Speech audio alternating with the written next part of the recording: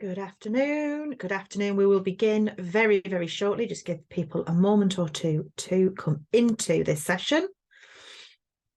Lovely to have you with us. Very nice to see you. So we will get going in about 10 seconds. Just give people a little more time to come in. Okay, let us begin this afternoon's briefing. Welcome everybody to our first safeguarding briefing of 2023. This is a very brief overview of some of the things that have been occurring, some of the things that have been going on, and some of the things that are coming up and that you may need to be aware of within your roles. For those of you who have never been on one of these before, if you're here live, then feel free to ask questions. You can either use the chat function or the Q&A whilst you are here. I would recommend you pop some headphones in or you're somewhere quiet. It will only be about 20 minutes, half an hour, but it's useful, particularly given the sorts of topics we're going to be covering. I don't know who's around you, and certainly you may not want to have some conversations arising out of some of the things we may be talking about this afternoon. So my name is Kate Young. I am a non-practicing child protection solicitor. I've almost 20, well, actually, I worked out last night. I've almost 30 years experience in the legal sector. And I'm the founder of the Safeguarding Association and the proud founder of the Safeguarding Leaders Hub, which I know some of you attending today are actually part of. We are specialists in supporting safeguarding professionals working with 15 to 25-year-olds. Our Leaders Hub is the place to be if you want one-to-one support. Somebody to just go, what do I need to do? Have I done everything I need to do? Or just have a critical friend. And actually, even if you just need a rant, we are here for you to help you along, because what you do is really, really important. And what you do is often on your shoulders. So we're here, I'm here to be that person independent of your organisation to help you, just support you, or be a friendly ear when things are driving you a little crackers, or you're worried about what you may need to do next. Okay, then. So let's have a think about what has been happening. The press is full of different stories, different things that have been going on. There are two that have hit the headlines. One is the very tragic disappearance of Nicola Bulley over in the Northwest. And I know the search for her is continuing at the moment. Presently, the police are saying that there's nothing suspicious, and long may that continue. But there are issues I know that are ongoing around what on earth has happened to her and the fallout that's causing for those of you who are working in and around that area, about the worries that families, parents have about what may or may not have happened to her. The other is the very tragic case of the head of Epsom College, which hit the press yesterday. She, her husband and child were found dead at Epsom College. The police reported that it's an isolated incident, and today have reported that they believe the husband has killed their child and him in what appears to be a domestic abuse homicide. Very, very tragic, very, very sad for everybody in and around that. What it demonstrates is why, as professionals, we need to be vigilant at all times. Here is a family who seemingly had everything. Were in a very good position, and she'd only been in that role a short space of time, at a very, very well-respected school in an incredibly well-respected position.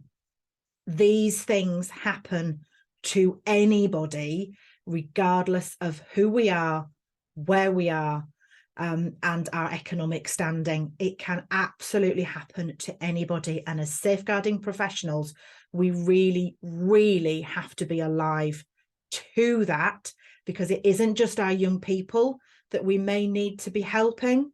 It can often be our staff that we need to support as well. What else has been going on? Well, the Children's Commissioner seems to have been busy.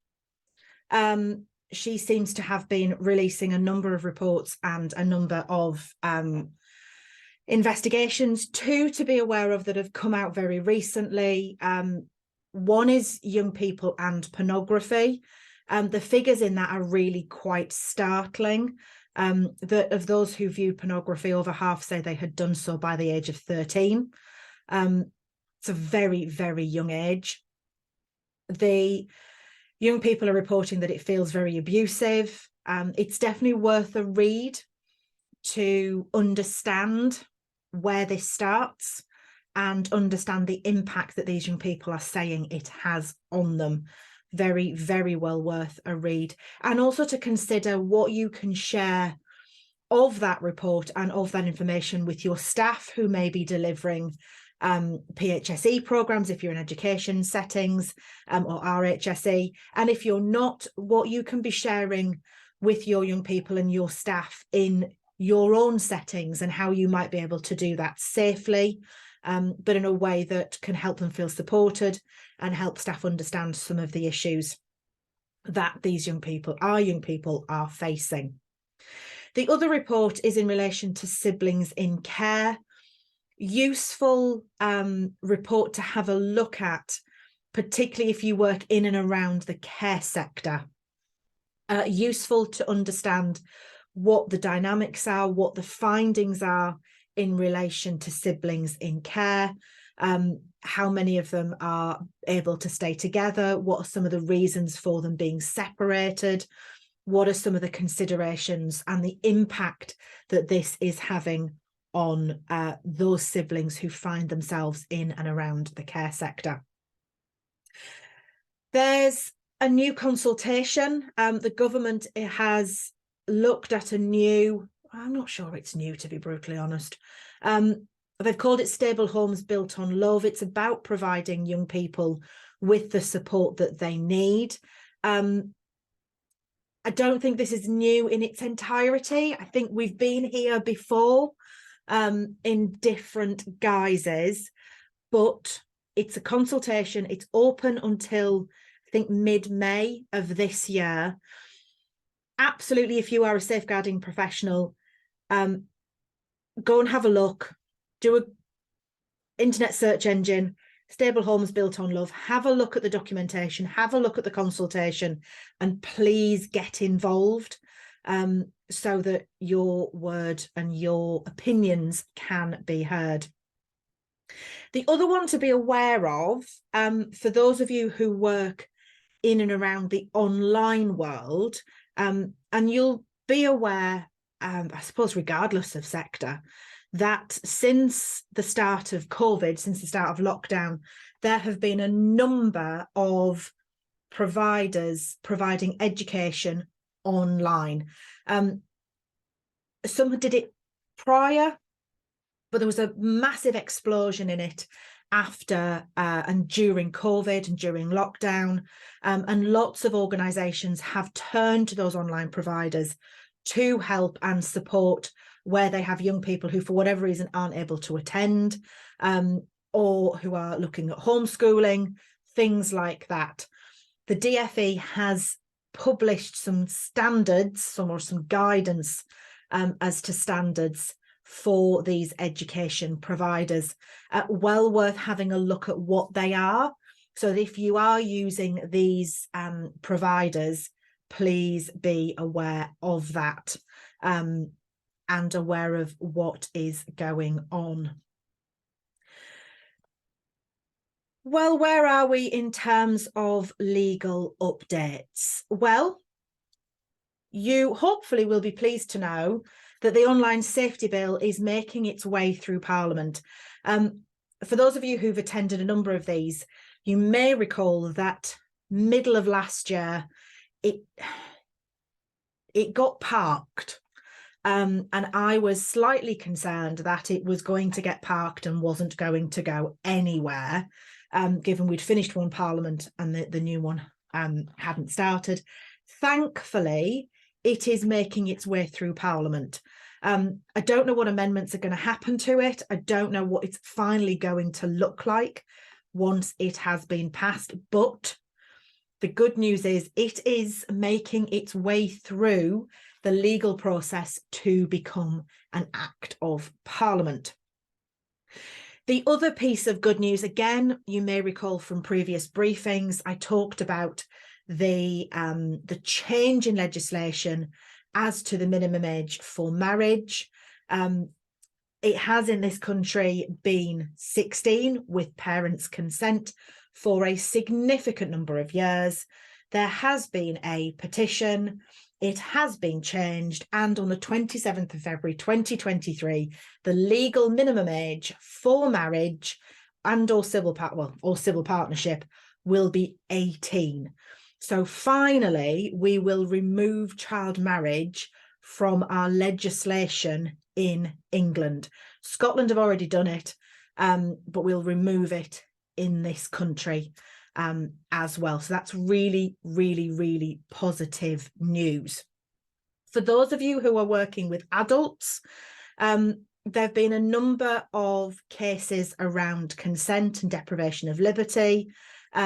We have had no progress of a significant nature on the liberty protection safeguards.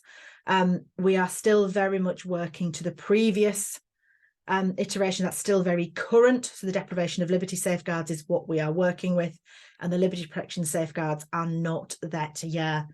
Expected still to be about April 2024 at this rate. So it's there, it's making its way through, it's being negotiated, it's being considered, but it is going to take some time before that actually comes into force. Once it does, I will be putting a webinar on for members to help you understand what that means for the people you work with. But for now, we're still working under the old regime, as it were. That, in terms of updates, it seems fairly swift. There have been a raft of reports, a raft of policies. Nothing majorly headline hitting, as it were. I will keep you up to date in terms of the online safety bill, and we'll see what that looks like when it finishes. One of the things that does come up quite a lot, as I talked about deprivation of liberty and consent and things like that, is around parental responsibility and the Data Protection Act. If you are working with 16 plus, there is a funny overlap between parental responsibility, who can make decisions for a young person, and the Data Protection Act, and the Mental Capacity Act as well, all of which the Mental Capacity Act and the Data Protection Act kick in at 16, yet somebody, a parent or those with parental responsibility, will have it until a young person reaches 18. So we have a lovely grey area sitting between 16 and 18. I'm going to be running a webinar on the 15th of February at 5 o'clock. And we're going to be exploring what that looks like and the things that, as a practitioner, as a professional, you need to be considering when you are working with that age range. If you want to book onto that webinar, there are spaces available. If you go to safeguardingassociation.com/shop, you should find that and the other webinars we've got running until the end of April in there to book onto. If you are looking for refresher training, if you're looking for your level 3 designated safeguarding lead refresher training, I'm running that the same day. That runs from 9:30 to 4:30, hence the webinar being at 5. If you are a Safeguarding Leaders Hub member, your refresher training is included as part of your membership. There are spaces on there should you wish to book on. So send me an email and let me know. Again, you can go to the website and you can book on via the website. I've talked about the Safeguarding Leaders Hub. We are accepting new members. So if you would like to have a critical friend, somebody you can talk to without judgment, someone you can talk to who will help you see the bigger picture or just give you some reassurance, as well as meeting other members, as well as having access to webinars and email support, then send me a message. Let's have a conversation. Let's see if the hub is for you. And I'd love to support you if it is. That is everything for this briefing. I hope you have a lovely afternoon. If you do have any questions, then please let me know. Please feel to pop them in the chat. Otherwise, I will say goodbye. Have a lovely afternoon, and I will see you shortly.